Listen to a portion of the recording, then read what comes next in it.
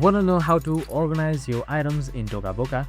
Well, no worries. In this video, I'm going to show you an easy step-by-step guide on how you can do it. It's super simple and under a minute, so let's get right into it. So if it's your first time playing Toca Boca, and if you want to know how you can organize your things like your chairs, tables, and much more items that you want, this video is for you.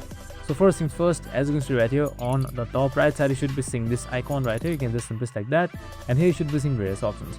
So I'm just going for the bedroom right here.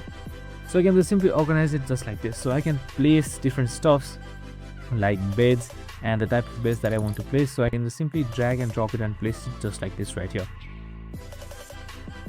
So as you can see right here, I can just simply place it like this, and it should successfully be placed. So you can just simply organize it by just doing like this. You can also do it by dragging it to the dress can on the left side, and there you go. Super simple and easy. So this is how you easily organize your items in Toca Boca.